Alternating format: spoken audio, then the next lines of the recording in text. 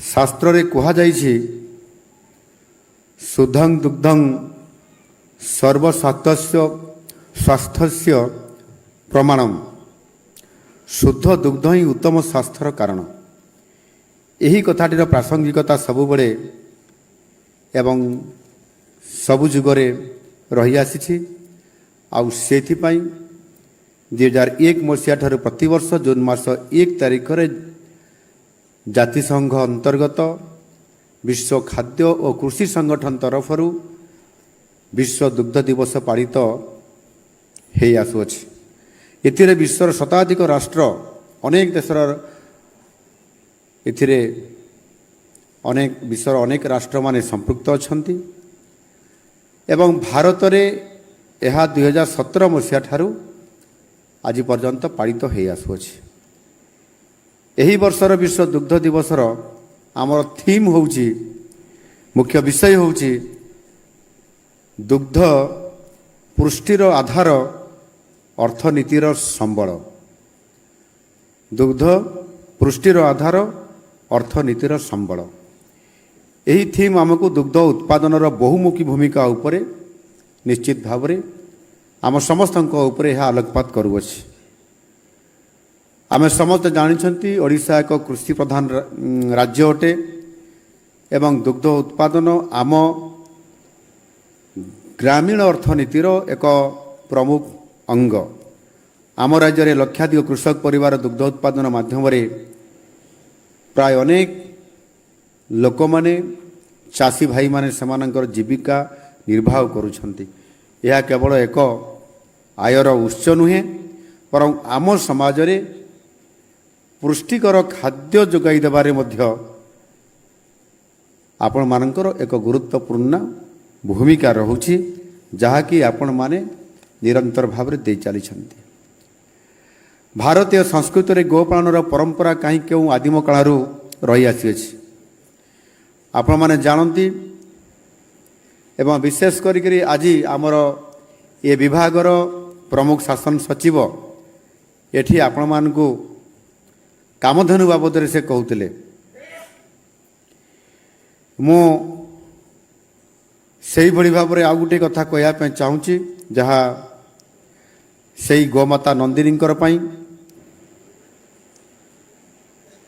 ବ୍ରହ୍ମର୍ଷି ବଶିଷ୍ଠ ଏବଂ ମହାରାଜା କୌଶିକଙ୍କ ମଧ୍ୟରେ ଏ ଗୋମାତା ନନ୍ଦିନୀଙ୍କର ପାଇଁ ଭୟଙ୍କର ଯୁଦ୍ଧ ହୋଇଥିଲା ଏବଂ ମହାରାଜାଙ୍କର ପରାଜୟ ମଧ୍ୟ ହୋଇଥିଲା। ପରବର୍ତ୍ତୀ କାଳରେ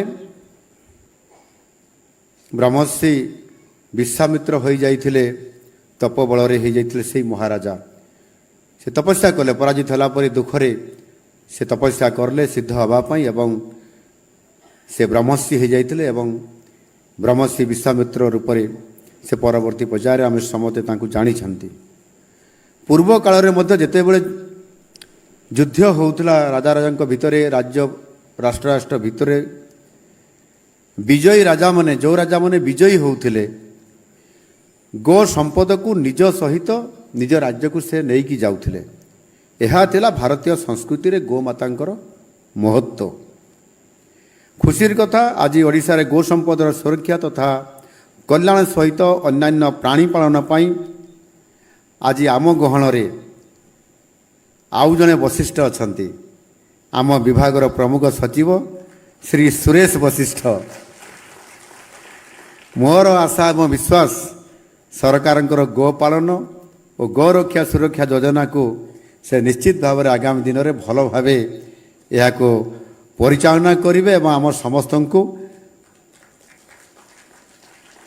ସୁଖୀ କରାଇବେ। ଆମ ପାଇଁ ଏହା ଖୁସି ଏବଂ ଗର୍ବର ବିଷୟ, କାରଣ ଆମ ଭାରତବର୍ଷ ଦୁଗ୍ଧ ଉତ୍ପାଦନରେ ଏଠି ଯାହା ମନ୍ତ୍ରୀ ମହାଶୟ କହୁଥିଲେ, ବିଶ୍ୱରେ ଆଜି ଭାରତ ପ୍ରଥମ ରାଷ୍ଟ୍ର ହିସାବରେ ମର୍ଯ୍ୟାଦା ପାଇଛି। ଇଏ ଛୋଟିଆ କଥା ନୁହଁ। ଆମେ ଗୋବଂଶକୁ କିଭଳି ଭାବରେ ଗୁରୁତ୍ୱ ଦେଉଛୁ ଏବଂ ଦୁଗ୍ଧ ଉତ୍ପାଦନରେ ଆମର ଭୂମିକା କିଭଳି ଭାବରେ ଆମେ ଅତୀତରୁ ନିରନ୍ତର ଭାବରେ ଲାଗିଛୁ ଏବଂ ଆଜି ବହୁତ ବଡ଼ ସୌଭାଗ୍ୟର କଥା ଯେ ବିଶ୍ୱରେ ପ୍ରଥମ ରାଷ୍ଟ୍ରର ମର୍ଯ୍ୟାଦା ଆଜି ଭାରତ ପାଇଛି। ସମଗ୍ର ବିଶ୍ୱର ଯେଉଁ ଦୁଗ୍ଧ ଉତ୍ପାଦନ ଯେଉଁ ହେଉଛି ତାହାର 25% ଉତ୍ପାଦିତ ଆମ ଭାରତ ବର୍ଷରେ ହେଉଛି, ଯେଉଁଥିରେ କି ଆପଣମାନଙ୍କର ସମସ୍ତଙ୍କର ଗୋଟିଏ ଗୋଟିଏ ସେୟାର ବା ଭାଗିଦାରୀ ଅଛି। ଆଉ ଏହା ସହ ଆମର ଯଶସ୍ୱୀ ପ୍ରଧାନମନ୍ତ୍ରୀ ମାନନୀୟ ଶ୍ରୀ ନରେନ୍ଦ୍ର ମୋଦିଜୀଙ୍କର ଦୂରଦୃଷ୍ଟି ଓ ଲୋକାଭିମୁଖୀ ଯୋଜନା ଗୁଡ଼ିକର ସଫଳ ରୂପାୟନ ସେ ନିରନ୍ତର ଭାବରେ କାମ କରୁଥିବାରୁ ଏବଂ ଏହାକୁ ସଫଳ କରାଇଥିବାରୁ ଆଜି ଆମେ ଏହି ପ୍ରକାରର ଆଜି ଯଶସ୍ୱୀ ଲାଭବାନ ହୋଇପାରିଛନ୍ତି। ଆମ ଦେଶର ମୁଣ୍ଡ ପିଛା ଦୁଗ୍ଧ ଉପଲବ୍ଧତା ହେଉଛି ମୁଣ୍ଡ ପିଛା ହେଉଛି ଜଣକା ପ୍ରତି 471 ଗ୍ରାମ ରହିଛି। ଆମ ରାଜ୍ୟରେ 2023-24 ଆର୍ଥିକ ବର୍ଷରେ 26,40,000 ମେଟ୍ରିକ୍ ଟନ୍ ଦୁଗ୍ଧ ଉତ୍ପାଦିତ ହୋଇଥିବା ବେଳେ ଆଜି ନୂଆ ସରକାର ଆସିଲା ପରେ ଆମ ସରକାର ଲୋକଙ୍କର ସରକାର ଆଗାମୀ 5 ବର୍ଷରେ ଦ୍ୱିଗୁଣିତ କରିବା ପାଇଁ ଆମ ସରକାର ଯତ୍ନବାନଶୀଳ ଏବଂ ପ୍ରୟାସଶୀଳ। ସେଥିପାଇଁ ଆମର ଏହି ଲୋକଙ୍କ ସରକାର ରାଜ୍ୟରେ ଗୋପାଳନର ବିକାଶ ଦୁଗ୍ଧ ଉତ୍ପାଦନ ବୃଦ୍ଧି କରିବା ପାଇଁ ଆମ ସରକାର ଆରମ୍ଭ କରିଛନ୍ତି ମୁଖ୍ୟମନ୍ତ୍ରୀ କାମଧେନୁ ଯୋଜନା। এই যে মুখ্যমন্ত্রী কামধেনু যোজনা বা MKY, ଏହା ଆପଣମାନେ ସମସ୍ତେ ଜାଣିଛନ୍ତି ଯେ ଗୋପାଳନ ଆମ ସଂସ୍କୃତି ଓ ଗ୍ରାମ ଅର୍ଥନୀତି ସହ ଇଏ ନିଶ୍ଚିତ ଭାବରେ ଓତପ୍ରୋତ ଭାବରେ ଜଡ଼ିତ ଅଛି। ଏବଂ ଅତୀତରେ ମଧ୍ୟ ଅନେକ ସମୟରେ ଯେତେବେଳେ ଗୋପାଳନକୁ ପ୍ରମୁଖ ଭୂମିକା ଆମ ଓଡ଼ିଶାରେ ମଧ୍ୟ ଦିଆଯାଇଛି, ଆଉ ତାକୁ ଆଧାର କରି ମଧ୍ୟ ଆମ ଉତ୍କଳମଣି ଗୋପବନ୍ଧୁ ଦାସ ଗୋ ମାହାତ୍ମ୍ୟରେ ସେ ଯଥାର୍ଥରେ କହିଛନ୍ତି, ଗୋ ସେବା କର ଅନୁକ୍ଷଣ, ଗୋ ହିତେ ବ୍ୟୟ କର ଧନ, ଗୋମୁଖେ ଦିଅ ହେ ଆହାର, ଗୋ ପୂଜା ଲୋକରେ ପ୍ରଚାର। କେତେ ଗୁରୁତ୍ୱ ଆରୋପ କରିକିରି ଉତ୍କଳମଣି ପଣ୍ଡିତ ଗୋପବନ୍ଧୁ ଆମ ପାଖରେ ଏଥିରେ ଗୋ ମାହାତ୍ମ୍ୟର ତା ଯଥାର୍ଥତାକୁ ପ୍ରତିପାଦନ କରିବା ପାଇଁ ଆମ ପାଖରେ ଏ କଥା ସେ ରଖିଛନ୍ତି। ଏହି ପ୍ରବାଦକୁ ହୃଦୟଙ୍ଗମ କରି ଆମ ସରକାର 1,423 କୋଟି ଟଙ୍କା ବ୍ୟୟ ଅଟକଳରେ ଆମ ସରକାର ଆରମ୍ଭ କରିଛନ୍ତି ଏ ବିଭାଗ ମାଧ୍ୟମରେ ମୁଖ୍ୟମନ୍ତ୍ରୀ କାମଧେନୁ ଯୋଜନା। ଏ ଯୋଜନା ଛୋଟ ଯୋଜନା ନୁହଁ, ଆଗାମୀ ଦିନରେ ଗ୍ରାମୀଣ ଅର୍ଥନୀତି ଏବଂ ବିଶେଷ କରିକି ଯେଉଁମାନେ ଗୋପାଳନ କରୁଛନ୍ତି ସେମାନଙ୍କ ପାଇଁ ସ୍ୱତନ୍ତ୍ର ଫୋକସ୍ କରିବା ପାଇଁ, ଗ୍ରାମର ଅର୍ଥନୀତିକୁ ରୁଦ୍ଧିମନ୍ତ କରିବା ପାଇଁ ଇଏ ଗୋଟାଏ ସ୍ୱତନ୍ତ୍ର ଯୋଜନା ଏବଂ ଇଏ ପଞ୍ଚବାର୍ଷିକ ଯୋଜନା। ଏ ଯୋଜନା ମାଧ୍ୟମରେ ଆମେ ରାଜ୍ୟରେ ଯୋଡ଼ିବା ପାଇଁ ଚେଷ୍ଟା କରିଛୁ 15 ଲକ୍ଷ ଗୋପାଳକ, ଆଉ ସେମାନେ ଏହାର ଫାଇଦା ନେବେ, ଉପକୃତ ହେବେ, ନିଶ୍ଚିତ ଭାବରେ ଲାଭାନ୍ୱିତ ହୋଇପାରିବେ। ଆମ ରାଜ୍ୟରେ ଏବେ ପ୍ରାୟ 1 କୋଟି ଗୋରୁ ଗାଈ ଅଛନ୍ତି ଆମ ଓଡ଼ିଶାରେ, ଆଉ ସେମାନଙ୍କ ଭିତରୁ ଯେଉଁ ଶଙ୍କର ପ୍ରଜାତିର ଏମାନଙ୍କର ସଂଖ୍ୟା ହେଉଛନ୍ତି 15 ଲକ୍ଷ। ଶଙ୍କର ଜାତୀୟ ଜର୍ସି, ହଲଷ୍ଟିନ୍, ଏବେ ଜଣେ ଭାଇ କହୁଥିଲା ହଲଷ୍ଟିନ୍ ଗାଈ ଅଛନ୍ତି ବୋଲି। କିଏ କହୁଥିଲେ ଭାଇ ଏଠି ପୁରସ୍କାର ନେଲେ? ହାତ ଉଠେଇଲେ। ଆପଣମାନେ କହୁଥିଲେ ତା ଦ୍ୱାରା ଅଧିକ କିଭଳି ଭାବରେ ଦୁଗ୍ଧ ଉତ୍ପାଦନ ହୋଇପାରିବ, ଆଉ ସେଥିପାଇଁ ଶଙ୍କର ଜାତୀୟ ଜର୍ସି, ହଲଷ୍ଟିନ୍, ଆମ ଦେଶୀ ପ୍ରଜାତିର ହେଉଛି ଗିର୍ ଏବଂ ସାହିୱାଲ ଆଦି ଗାଈ ଅଧିକ ଦୁଗ୍ଧ ଉତ୍ପାଦନ ଦେଉଥିବାରୁ ଏହି ପ୍ରଜାତିର ଗାଈ ପାଳନ ପାଇଁ ଆମେ ସ୍ୱତନ୍ତ୍ର ଭାବରେ ମୁଖ୍ୟମନ୍ତ୍ରୀ କାମଧେନୁ ଯୋଜନାରେ 70% ପର୍ଯ୍ୟନ୍ତ ଆର୍ଥିକ ସହାୟତା ଆଜି ଆମ ରାଜ୍ୟ ସରକାର ଯୋଗାଇ ଦେଉଛନ୍ତି। 2024-25 ଆର୍ଥିକ ବର୍ଷରେ ଏହି ଯୋଜନାରେ ଗତ ବର୍ଷ ଆର୍ଥିକ ବର୍ଷରେ ଆମେ 3 ଲକ୍ଷ ହିତାଧିକାରୀଙ୍କୁ ଆମେ 71 କୋଟି ଟଙ୍କାର ଅନୁଦାନ ରାଶି ମଧ୍ୟ ଦେଇସାରିଛୁ, ଆଉ ତାର ଉପକୃତ ମଧ୍ୟ ଆମ ଚାଷୀମାନେ ପାଇସାରିଲେଣି। ଏହି କାମଧେନୁ ଯୋଜନାର ଅଧୀନରେ ଗୁଡ଼ାଏ ଛୋଟ ଛୋଟ ଯୋଜନା ଅଛି, ଉପଯୋଜନା ଗୁଡ଼ିକ ଅଛି, ଯେମିତି ମଇଁଷି ଉଦ୍ୟୋଗ ବିକାଶ ଯୋଜନା, ଗୋପାଳନ ଯୋଜନା, ମାଇ ବାଛୁରୀ ପାଳନ ଯୋଜନା, ଗୋ ସମ୍ପଦ ବୀମା ଯୋଜନା, ଗୋପାଳକଙ୍କୁ ଆର୍ଥିକ ପ୍ରୋତ୍ସାହନ ପ୍ରଦାନ, ଘାସ ଚାଷ ପାଇଁ ପ୍ରୋତ୍ସାହନ ପରି ଅନେକ ଉପାଦାନ ଏଥିରେ ଅନ୍ତର୍ଭୁକ୍ତ ଅଛି, ଯେଉଁଥିରେ କି ଏବେ ଯେଉଁମାନେ ସ୍ୱତନ୍ତ୍ର ଭାବରେ କାମ କରୁଛନ୍ତି ତାଙ୍କୁ ଆମେ ମଧ୍ୟ ଏବେ ସମ୍ମାନିତ କରାଗଲା ଏବଂ ସେମାନଙ୍କୁ ପୁରସ୍କାର ମଧ୍ୟ ଦିଆଗଲା। ଆଜିକାଲି ଚାଷ କାର୍ଯ୍ୟ ପାଇଁ ପ୍ରାୟତଃ ଆଉ ବଳଦର ଆବଶ୍ୟକତା ପଡ଼ୁନାହିଁ। ବହୁତ କମ୍ ଚାଷ ହେଉଛି, ଯେଉଁଠି ଇଣ୍ଟେରିୟର ଏରିଆ ଅଛି, ଆଦିବାସୀ ଅଞ୍ଚଳ ଅଛି, ଅପହଞ୍ଚ ଇଲାକା ଅଛି। ସେଇଆ ହେଉଛି ନା ବୋଧେ ଗୋକୁଳ ବାବୁ? ବଳଦର ଆବଶ୍ୟକତା କମିଗଲାଣି, ଏବେ ଆଉ ବେଶୀ ଆବଶ୍ୟକତା ହେଉନାହିଁ। ଗୋପାଳନ କ୍ଷେତ୍ରରେ ଏହା ଏକ ବଡ଼ ସମସ୍ୟା ଦେଖାଦେଇଥାଏ। ଏହାକୁ ସମାଧାନ କରିବା ପାଇଁ ଆଜି ସ୍ୱତନ୍ତ୍ର ଭାବରେ ଆମର ଏ ମତ୍ସ୍ୟ ଓ ପଶୁ ପ୍ରାଣୀ ସମ୍ପଦ ବିଭାଗ ତରଫରୁ ସେଥିପାଇଁ ଲିଙ୍ଗ ନିରୂପିତ କୃତ୍ରିମ ପ୍ରଜନନ ଏହାକୁ ପ୍ରାଧାନ୍ୟ ଦିଆଯାଉଛି। ସେକ୍ସ ସର୍ଟେଡ୍ ଆର୍ଟିଫିସିଆଲ ଇନସେମିନେସନ୍ ଏହାକୁ କାର୍ଯ୍ୟକାରୀ କରାଯାଉଛି ଏଇଥିପାଇଁ ଯେ ଏହାଦ୍ୱାରା ଆପଣମାନେ ମାଇ ବାଛୁରୀ ପାଇବାରେ ବେଶୀ ସମ୍ଭାବନା ଥାଏ, ଆଉ ତାହା ଆପଣ ପାଇଲେ ସେଥିରେ ଦୁଗ୍ଧ ଉତ୍ପାଦନ କରିବାର ସହାୟକ ବେଶୀ ପାଇବେ, ଆଉ ତାହାଦ୍ୱାରା ଲାଭ ହେବାର ବେଶୀ ସମର୍ଥନ ବା ସୁଯୋଗ ଆପଣଙ୍କୁ ଦେବ। ଏହି କାର୍ଯ୍ୟକ୍ରମକୁ ଆହୁରି ବ୍ୟାପକ କରିବା ପାଇଁ ବିଭାଗୀୟ ଅଧିକାରୀମାନଙ୍କୁ ମୁଁ ପରାମର୍ଶ ଦେଉଛି। ଏହାକୁ ଏ ସଫଳତାକୁ ଦୃଷ୍ଟିରେ ରଖି ଆଗାମୀ ଦିନରେ ଅଧିକ କିଭଳି ଭାବରେ ଆର୍ଥିକ ବ୍ୟବସ୍ଥା କରାଯାଇପାରିବ ସେଥିପାଇଁ ମଧ୍ୟ ଗୁରୁତ୍ୱାରୋପ କରିବା ପାଇଁ। ମହାଭାରତରେ କୁହାଯାଇଛି ଗାବୋ ବିଶ୍ୱସ୍ୟ ମାତରଃ, ଅର୍ଥାତ୍ ଗାଈ ହିଁ ବିଶ୍ୱମାତା। ତେଣୁ ଗାଈ ଗୋରୁଙ୍କ ସୁରକ୍ଷା ସହ ପରିଚାଳନା ଚିକିତ୍ସା କ୍ଷେତ୍ରରେ ଅଧିକ ଉନ୍ନତି ଲକ୍ଷ୍ୟରେ ନୂତନ ଭାବରେ ଆମ ସରକାର ଆଉ ଗୋଟିଏ ଯୋଜନା ସେଥିରେ ଖଞ୍ଜି ଦେଇଛନ୍ତି। ତାକୁ କୁହାଯାଉଛି ଗୋମାତା।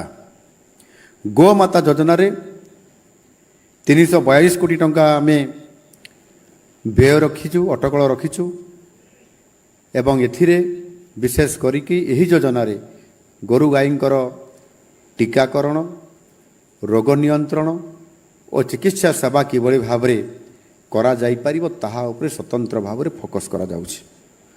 ପ୍ରାଣୀ କଲ୍ୟାଣ ପ୍ରତି ଆମ ସରକାରଙ୍କର ସର୍ବଦା ସମ୍ବେଦନଶୀଳ ଅଛନ୍ତି। ସହାନୁଭୂତି, ସମ୍ବେଦନଶୀଳତା, ପର୍ଯ୍ୟାୟବରଣ ସୁରକ୍ଷା ପ୍ରତି ଥିବା ଉତ୍ତରଦାୟିତ୍ୱକୁ ଭଲ ଭାବରେ ବୁଝି ନୂତନ ଗୋଶାଳା ପ୍ରତିଷ୍ଠା ଓ ପଞ୍ଜୀକୃତ ଗୋଶାଳାକୁ ସହାୟତା ଲକ୍ଷ୍ୟରେ ଆମ ସରକାର ସେଥିପାଇଁ ମଧ୍ୟ ଆର୍ଥିକ ବ୍ୟବସ୍ଥା କରିଛନ୍ତି। ପ୍ରାୟ 186 କୋଟି ଟଙ୍କା ଏଥିରେ ବ୍ୟବସ୍ଥା କରାଯାଇଛି। ଆଉ ଏହି ବ୍ୟୟ ଅଟକଳରେ ମୁଖ୍ୟମନ୍ତ୍ରୀ ପ୍ରାଣୀ କଲ୍ୟାଣ ଯୋଜନା ଯେଉଁ କାର୍ଯ୍ୟକ୍ରମକୁ ଶୁଭାରମ୍ଭ କରାଯାଇଛି। ଏହି ଯୋଜନାରେ ବୁଲା ଏବଂ ଅସହାୟ ଗୋରୁ ଗାଈଙ୍କ ତାଙ୍କ ଖାଦ୍ୟ କେମିତି ମିଳିପାରିବ, ତାଙ୍କ ରକ୍ଷଣାବେକ୍ଷଣ କେମିତି ହୋଇପାରିବ, ସେମାନଙ୍କ ମଧ୍ୟ କେଉଁଠି ରହିବେ, ତାର ପରିଚାଳନା କେମିତି କରାଯିବ ଏବଂ ସେଥିପାଇଁ ମଧ୍ୟ ପଞ୍ଜୀକୃତ ଗୋଶାଳାମାନଙ୍କୁ ଗୋରୁ ପିଛା 2ଟି କିସ୍ତିରେ, ଯାହା ମାନ୍ୟବର ମନ୍ତ୍ରୀ ଏଠି କହୁଥିଲେ, 20,000 ଟଙ୍କାର ଆର୍ଥିକ ସହାୟତା ଦିଆଯାଉଛି ଏବଂ ପ୍ରଥମ ପର୍ଯ୍ୟାୟରେ ଗତ ନଭେମ୍ବର ମାସରେ 68ଟି ଗୋଶାଳାକୁ 9 କୋଟି ଟଙ୍କା ପ୍ରଦାନ କରାଯାଇଥିବା ବେଳେ ଆଜି ଏବେ ଯେଉଁ ଦିଆଗଲା ଦ୍ୱିତୀୟ ପର୍ଯ୍ୟାୟରେ 77ଟି ଗୋଶାଳାକୁ 10,50,00,000 ଟଙ୍କାର ଅନୁଦାନ ଆଜି ଆପଣମାନଙ୍କର ଉପସ୍ଥିତିରେ ଏଠି ଦିଆଗଲା ଏବଂ ସେଥିରେ ମଧ୍ୟ ରାଜ୍ୟର ପ୍ରାୟ 22,000 ନିରାଶ୍ରୟ ଗୋରୁ ଗାଈଙ୍କର ପାଇଁ ରକ୍ଷଣାବେକ୍ଷଣ ମଧ୍ୟ ତାଙ୍କ ପାଇଁ ଖର୍ଚ୍ଚ କରାଯିବ। ବନ୍ଧୁଗଣ, ଶାସ୍ତ୍ରରେ ଯଥାର୍ଥରେ କୁହାଯାଇଛି ଉଦ୍ୟୋଗେ ବସତେ ଲକ୍ଷ୍ମୀ। ଉଦ୍ୟୋଗ ବିନା ଲକ୍ଷ୍ମୀ ବୃଦ୍ଧି ବା ପ୍ରଗତି ସମ୍ଭବ ନୁହେଁ। ଏଣୁ ଆମକୁ ସବୁବେଳେ ଗୋଟେ ଉଦ୍ୟମ କରିବା ପାଇଁ ପଡ଼ିବ। କେତେବେଳେ ଲସ୍ ହେବ, କେତେବେଳେ ଲାଭ ହେବ, କିନ୍ତୁ ନିରନ୍ତର କାମ କରି ଚାଲିଲେ ଆମେ ଲାଭ ହିଁ ପରବର୍ତ୍ତୀ ପର୍ଯ୍ୟାୟରେ ପାଇବା। ଆଉ ସେଥିପାଇଁ ଆମ ସରକାରଙ୍କର ମୁଖ୍ୟମନ୍ତ୍ରୀ କୃଷି ଉଦ୍ୟୋଗ ଯୋଜନା ମାଧ୍ୟମରେ ଗୋ ଉଦ୍ୟୋଗ ପ୍ରତିଷ୍ଠା ପାଇଁ ସ୍ଥାୟୀ ପୁଞ୍ଜି ନିବେଶରେ 40ରୁ 50% ପର୍ଯ୍ୟନ୍ତ ଏବଂ ସର୍ବାଧିକ 1 କୋଟି ଟଙ୍କା ପର୍ଯ୍ୟନ୍ତ ଏଥିରେ ରିହାତି ଦେବାର ବ୍ୟବସ୍ଥା ମଧ୍ୟ ଆମ ସରକାର କରିବା ପାଇଁ ଯାଉଛନ୍ତି।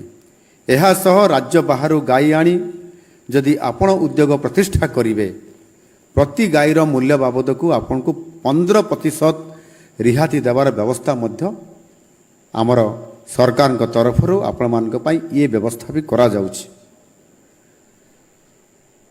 ଆପଣ ଯଦି ଦେଖିବେ ବିଭିନ୍ନ ପ୍ରକାରର ଯୋଜନା, କେଉଁ ଯୋଜନାରେ ଆପଣ ସମ୍ପୃକ୍ତ ହୋଇକରି କାମ କରାଇ ପାରିଲେ ଆପଣଙ୍କୁ ଆର୍ଥିକ ସହାୟତା ସରକାରଙ୍କ ତରଫରୁ ରିହାତି ମାଧ୍ୟମରେ ଆପଣ ସିଧାସଳଖ ପାଇପାରୁଛନ୍ତି ଏବଂ ଏ ଯୋଜନା ଗୁଡ଼ିକ ଆପଣ ଯେତେବେଳେ କାର୍ଯ୍ୟ କରିବା ପାଇଁ ଯାଉଛନ୍ତି ଏଠି ଅନେକ ଭଉଣୀମାନଙ୍କୁ ପଚାରୁଥିଲି ଯେଉଁମାନେ ଏଠି ସମ୍ମାନିତ ହେଇକରି ପୁରସ୍କାର ନେଇକରି ଗଲେ କେତେ ଗାଈ ରଖିଛ କେତେ ତୁମର ଦି ଓଳିରେ କ୍ଷୀର ପାଉଛ ଲାଭ ହେଉଛି କି ନାହିଁ ସେମାନେ ତ ଖୁସିରେ ଗଲେ ବହୁତ ଲାଭ ହେଉଛି କହିଲେ ଏବଂ ଜଣେ କହିଲେ 4ଟା ଗାଈ ରଖିଛନ୍ତି 70 ଲିଟର ନା କେତେ ସେ କ୍ଷୀର ଦେଉଛନ୍ତି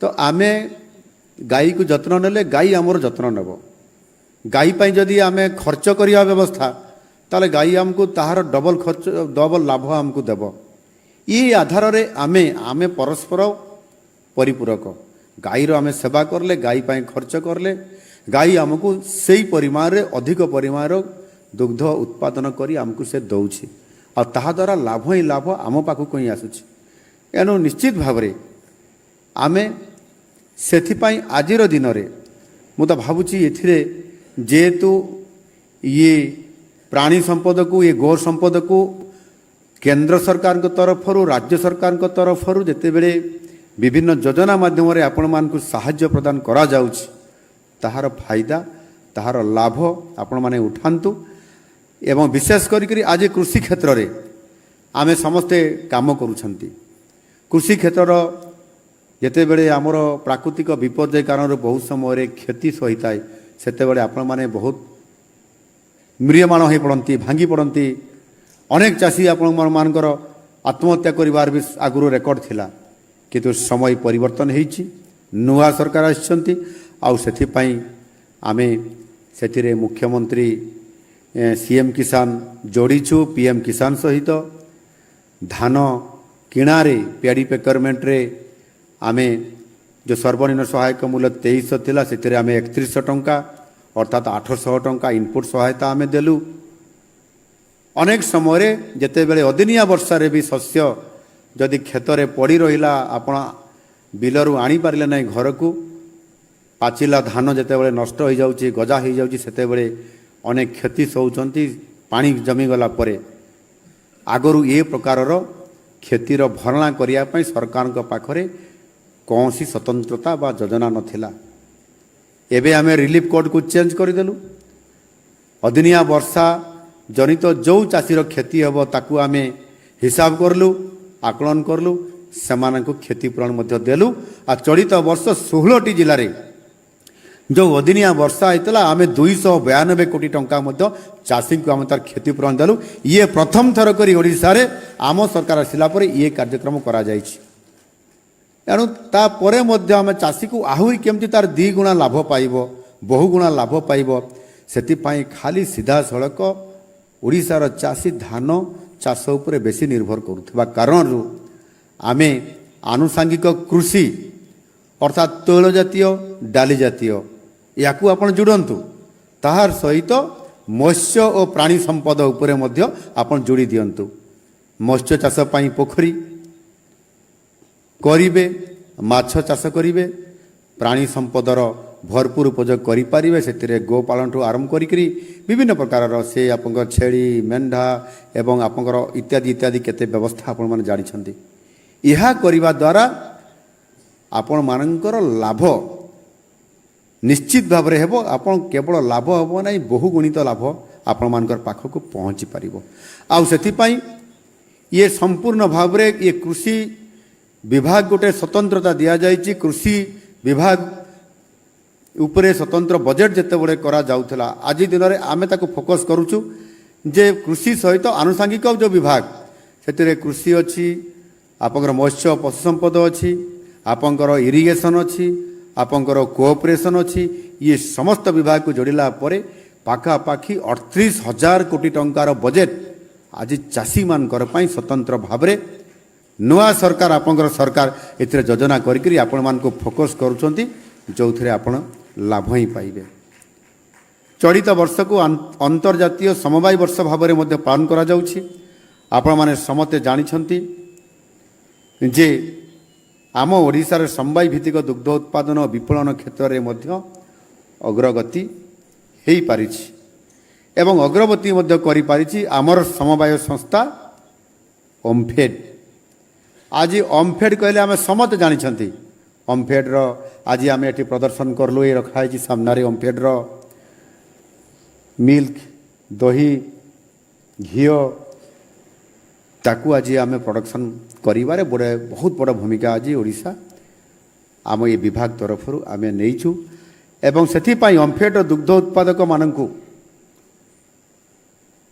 ଏହି ଅବସରରେ ଯେଉଁମାନେ ଓମ୍ଫେଡ୍କୁ ସାହାଯ୍ୟ କରୁଛନ୍ତି, ଦୁଗ୍ଧ ଉତ୍ପାଦନ କରିକରି ଆପଣ ଓମ୍ଫେଡ୍କୁ ପ୍ରଦାନ କରୁଛନ୍ତି, ଏହି ଅବସରରେ ଆପଣମାନଙ୍କୁ ଅଭିନନ୍ଦନ ଏବଂ ଶୁଭେଚ୍ଛା ମୁଁ ଜ୍ଞାପନ କରୁଛି।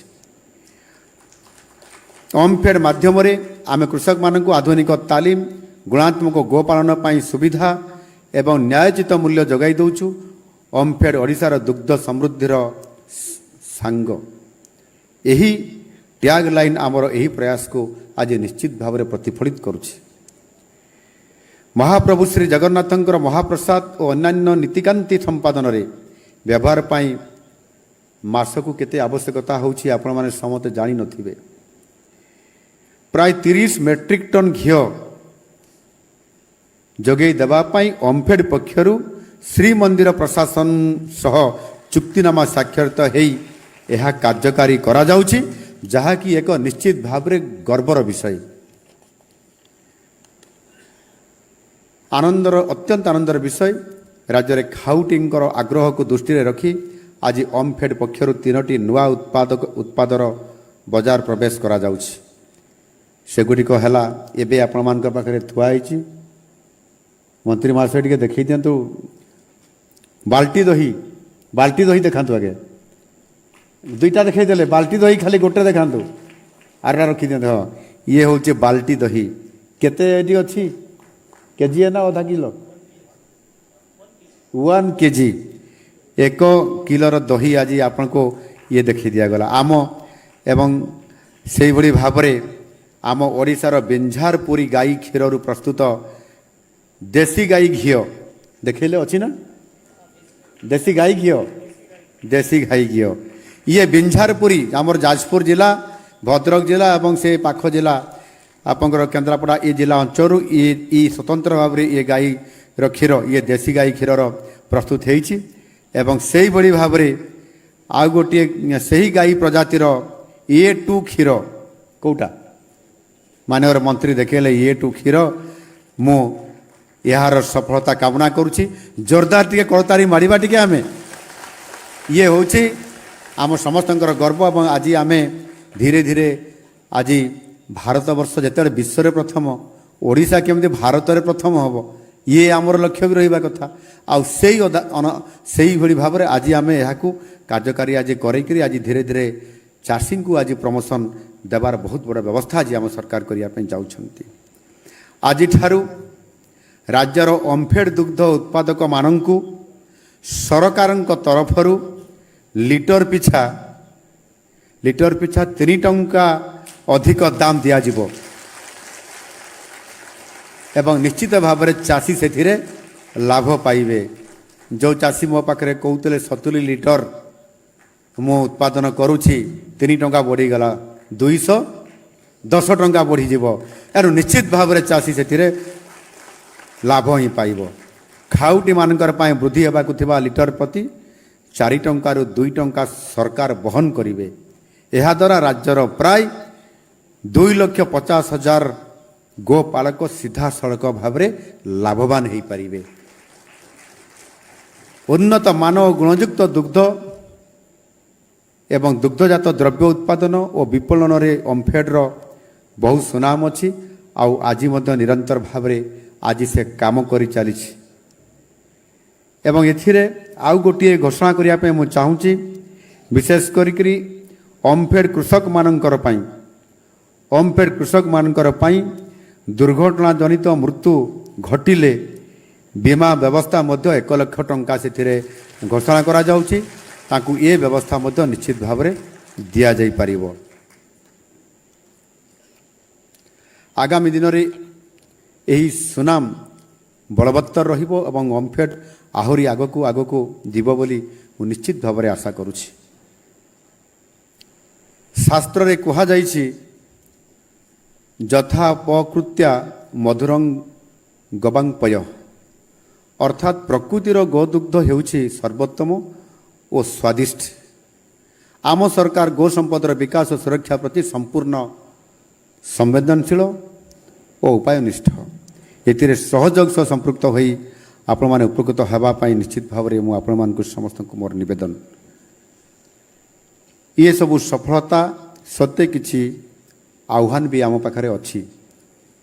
ଆଜି ବି ଓଡ଼ିଶାର ମୁଣ୍ଡ ପିଛା ଦୁଗ୍ଧ ଉପଲବ୍ଧତା ମାତ୍ର ଅଛି 156 ଗ୍ରାମ, ଯାହା ଜାତୀୟ ହାରରେ ଅଛି 471 ଗ୍ରାମ। ତ ଆମକୁ ଏ ଜାତୀୟ ସ୍ତର ପର୍ଯ୍ୟନ୍ତ ପହଞ୍ଚିବା ପାଇଁ ପଡ଼ିବ। ଏଣୁ ମୁଣ୍ଡ ପିଛା କିଭଳି ଭାବରେ ଆମର ପ୍ରଡକ୍ସନ୍ ଉତ୍ପାଦ କେମିତି 471 ଗ୍ରାମ ବା ତାଠାରୁ ଅଧିକ ହେବ, ଆଉ ସେଥିପାଇଁ ଆମକୁ ଗୋଟେ ବଡ଼ ଆହ୍ୱାନ ଅଛି। ଏଣୁ ଏ ସଫଳତା ପିଛାରେ ଆମକୁ ଦୌଡ଼ିବା ପାଇଁ ପଡ଼ିବ, ନିରନ୍ତର ଭାବରେ କାମ କରିବା ପାଇଁ ପଡ଼ିବ। 156 ଗ୍ରାମ ଅର୍ଥାତ୍ ଏଥିରେ ଆମର ଏହାକୁ ବହୁଗୁଣିତ କରିବା ପାଇଁ ପଡ଼ିବ। ଆଉ ସେଥିପାଇଁ କିଭଳି ଭାବରେ ବ୍ୟାପକ ଭାବରେ ଚାଷୀଙ୍କୁ ସଚେତନତା କରାଯାଇପାରିବ, ଚାଷୀ ସଚେତନତା ହୋଇଗଲେ ଆମେ ପ୍ରଡକ୍ସନକୁ ଆଉ ଟିକେ ଅଧିକ ଆମେ ଏହାକୁ ବୃଦ୍ଧି କରିପାରିବା।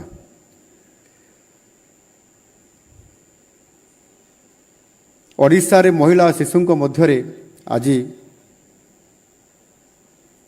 ଅପପୁଷ୍ଟି ଓ ରକ୍ତହୀନତାର ଗୋଟେ ବଡ଼ ଚିତ୍ର ଆମ ଓଡ଼ିଶାରେ ଅଛି। ଏଣୁ ଏହା ଦେଶରେ ମଧ୍ୟ ବହୁତ ଅଧିକ। ସେଥିପାଇଁ ଆଜି ଆମେ ଏ କ୍ଷୀର ବା ଦୁଗ୍ଧ ଉତ୍ପାଦନ ମାଧ୍ୟମରେ ଆମେ ଯଦି ସେମାନଙ୍କୁ ଯେଉଁ ଅପପୁଷ୍ଟି ହେଉଛନ୍ତି, ଆମେ କ୍ଷୀର ହେଉଛି ଏକ ପୁଷ୍ଟିକର, ଏହାକୁ ଆମେ ଯେତେ ଉତ୍ପାଦନ କରିବା ଧୀରେ ଧୀରେ ଏ ପୁଷ୍ଟିକର ଖାଦ୍ୟ ଆମେ ତାଙ୍କ ପାଖକୁ ପହଞ୍ଚାଇବାର ଗୋଟେ ବଡ଼ ଭୂମିକା ରହିବ, ଯାହାଦ୍ୱାରା ମଧ୍ୟ ଅପପୁଷ୍ଟି ଶିକାର ହେଉଥିବା ଯେଉଁ ଶିଶୁମାନେ ସେମାନଙ୍କୁ ଆମେ ରକ୍ଷା କରିପାରିବା। ଆମେ ସମସ୍ତେ ମିଳିତ ଭାବରେ ଦୁଗ୍ଧ ସମୃଦ୍ଧ ଓଡ଼ିଶା, ଦୁଗ୍ଧ ସମୃଦ୍ଧ ଓଡ଼ିଶା, ସୁସ୍ଥ ଓଡ଼ିଶା ଏ ପ୍ରକାରର ଏକ ନାରା ତିଆରି କରାଯାଉଛି। ତାକୁ ଆମେ ସମସ୍ତେ ସାକାର କରିବାର ଆବଶ୍ୟକତା ଅଛି। ଏଣୁ ନିଶ୍ଚିତ ଭାବରେ ବିଶ୍ୱ ଦୁଗ୍ଧ ଦିବସ ପାଇଁ ଆଜି ଆମେ ସମସ୍ତେ ଯେତେବେଳେ ଏକାଠି ହୋଇଛନ୍ତି, ଏଥିରେ ବିଶ୍ୱ ଦୁଗ୍ଧ ଦିବସ ପାଇଁ ଏ ବର୍ଷର ସ୍ଲୋଗାନ, ଏ ବର୍ଷର ଆମର ସ୍ଲୋଗାନ ହେଉଛି let's celebrate the power of dairy. Let's celebrate the power of dairy ଅର୍ଥାତ୍ ଆସନ୍ତୁ ଦୁଗ୍ଧଶାଳାର ଶକ୍ତିକୁ ଉତ୍ସାହ ସହକାରେ ପାଳନ କରିବା। ଆସନ୍ତୁ ଦୁଗ୍ଧଶାଳାର ଶକ୍ତିକୁ ଉତ୍ସାହ ସହକାରେ ପାଳନ କରିବା। ଏହାକୁ ସାର୍ଥକ କରିବାକୁ ହେଲେ ଗୋବଂଶର ସୁରକ୍ଷା ତଥା ବିକାଶ ଅପରିହାର୍ଯ୍ୟ। ରାଜ୍ୟ ସରକାର ଏଥିପାଇଁ ପ୍ରତିଶ୍ରୁତିବଦ୍ଧ। ଆଜି ଏଭଳି ଏକ ଘଡ଼ିସନ୍ଧି ମୁହୂର୍ତ୍ତ ପହଞ୍ଚିଛି। ଆମେ ଯେତେବେଳେ ଦୁଗ୍ଧ ଉତ୍ପାଦ କ୍ଷେତ୍ରରେ ଜାତୀୟ ହାର ସ୍ତରକୁ ପହଞ୍ଚିବା ପାଇଁ ସଂକଳ୍ପ ନେବା ପାଇଁ ଆମେ ଯାଉଛନ୍ତି, ସେ ସମୟରେ ମଧ୍ୟ ନିଶ୍ଚିତ ଭାବରେ ଗୋବଂଶର ସୁରକ୍ଷା କେମିତି ହୋଇପାରିବ ଏବଂ ତାଙ୍କର ବିକାଶ କେମିତି ହୋଇପାରିବ। ଅନେକ ଜାଗାରେ ଗୋଚାଲାଣ ହେଉଛି ଏବଂ ଅନେକ ସମୟରେ ମଧ୍ୟ ଗୋ ହତ୍ୟା କରାଯାଉଛି। ତାହାର ସୁରକ୍ଷା ନିଶ୍ଚିତ ଭାବରେ ଯଥାସାଧ୍ୟ ସରକାର ଉଦ୍ୟମ ଆରମ୍ଭ କରିଛନ୍ତି। ଏଥିରେ ଆମ ସମସ୍ତଙ୍କର ମଧ୍ୟ ଗୋଟିଏ ସହଯୋଗର ହାତ ବଢ଼ାଇବାର ଆବଶ୍ୟକତା ଅଛି। ସରକାର ନିଶ୍ଚିତ ଭାବରେ ସୁରକ୍ଷା ଦେବେ, ଗୋବଂଶକୁ ରକ୍ଷା କରିବେ, ସେଥିପାଇଁ ପ୍ରତିଶ୍ରୁତିବଦ୍ଧ। ଯାହା ଆବଶ୍ୟକ ପଡ଼ିବ ଆମେ ତାହା ପଦକ୍ଷେପ ଆମେ ନିଶ୍ଚିତ ଭାବରେ ଆଗାମୀ ଦିନରେ ମଧ୍ୟ ଆମ ସରକାର ପ୍ରତିଶ୍ରୁତିବଦ୍ଧ, କେବେ କମ୍ପ୍ରମାଇଜ୍ କରିବେ ନାହିଁ ଏବଂ ସେଥିରେ ଗୋବଂଶର ସୁରକ୍ଷାକୁ ପ୍ରାଥମିକତା ଆମ ସରକାର ଦେଇ ଆସୁଛନ୍ତି, ଆଗାମୀ ଦିନରେ ମଧ୍ୟ ଦେବେ। ଏଣୁ ନିଶ୍ଚିତ ଭାବରେ ଆମେ ଚାହୁଁଛୁ ଯେ ଓଡ଼ିଶା ଏକ ଦୁଗ୍ଧ ଉତ୍ପାଦନ ରାଜ୍ୟ ଭାବରେ ଆମ ଓଡ଼ିଶା ଏକ ମଡେଲ ହିସାବରେ ସ୍ୱତନ୍ତ୍ର ସ୍ଥାନ ପାଉ। ଆଉ ସେଇଥିପାଇଁ ଆଜି ଯେଉଁ ମଡେଲ ବା ଯେଉଁ ଯୋଜନା, ଯେଉଁ ସ୍କିମ୍ ମାଧ୍ୟମରେ ଆଜି ଆମେ ଏଠି କରିଛନ୍ତି, ନିଜେ ଆମର ପ୍ରମୁଖ ଶାସନ ସଚିବ କହୁଥିଲେ ଯେ ଆମେ ଯେଉଁ ସ୍କିମ୍ କରିବା ପାଇଁ ଯାଇଛୁ, ଚାଷୀଙ୍କୁ ଏଭଳି ଭାବରେ ସିଧାସଳଖ ସହାୟତା ପ୍ରଦାନ କରିପାରିବ ଯେଉଁଥିରେ ଆମ ଚାଷୀ ଏଥିରେ ଦ୍ୱିଗୁଣିତ ନୁହଁ ବହୁଗୁଣିତ ଲାଭ ପାଇପାରିବ ଏବଂ आमर जो संकल्प अच्छी से संकल्प भागीदारी है आमे एक ओडिशा अधिक उत्पादन केमती जातीय हार ठारू बढ़ी पारिबो एवं यह एक मॉडल हिसाब रे मध्य स्वतंत्रता पाई पारिबो। सेथिपाई आमर जो संकल्प से दुग्ध उत्पादन गुणवत्ता को आमे बढ़ेबा, स्थानीय गोपालकों को सम्मान देवा, देशर और समाजर स्वास्थ्य और समृद्धि पाई दुग्ध संस्कृति को मध्य आमे अग्रगति देवा। आउ एई आधार जदि आमे निरंतर भाव में करिया पई जिबा ताहेले निश्चित भाव में आमर जो लक्ष्य अच्छी नुआ सरकार जो योजना अच्छी 2036 मसीहा सुधा ओडिशा एक समृद्ध ओडिशा तथा विकसित ओडिशा हिसाब से आम ताकू देखा चाहूँगी करने चाहूँगी। 2036 कहीं ना 2036 मसीह ओडिशा प्रदेश गठनर 100 वर्ष पूरण होगापी जाऊँगी। आउ जिते बड़े ओडिशा प्रदेश गठनर 100 वर्ष पूरण हम आम 100 वर्ष पूर्ति पालन करवा नहीं आ जिते बड़े पूर्ति पालन करवा सेते बड़े ओडिशा एक समृद्ध ओडिशा रे परिणत होइतिबो एवं मोदीजी जो स्वप्न अच्छी 2047 मसीहा सुधा विकसित भारत ये विकसित भारत रे ओडिशा नेतृत्व नब ग्रोथ इंजिन हिसाब रे एवं नहीं चलिबो भारत वर्ष को विकसित करैबारे ग्रोथ इंजिन हिसाब रे ओडिशार भूमिका सर्वाग्रे थिबो। आउ मॉडल हिसाब रे मध्य ये विभाग मत्स्य एवं प्राणी संपद विभाग मध्य ये स्वतंत्रता हासिल करिथिबो एवं आमे समस्ते चाषी जो माने गो पालन करूछंती दुग्ध उत्पादन करूछंती किभଳି भाबरे आमे अधिक यशस्वी बा लाभवान हो पारिबा सेथिपाई आमे समस्ते यहाको निरंतर भाबरे काम करिबा। सेथिपाई आज आपण मानको समस्त को आजिर एभଳି एक विश्व दुग्ध दिवस अवसर रे जो माने एठी आसीचंती जो माने को मु आज वार्ता देबा पई चाहूची जे आपण माने समस्ते निश्चित भाबरे आमर ये गुणवत्ता बढ़ाइबा सहित समस्त गोपालक मानक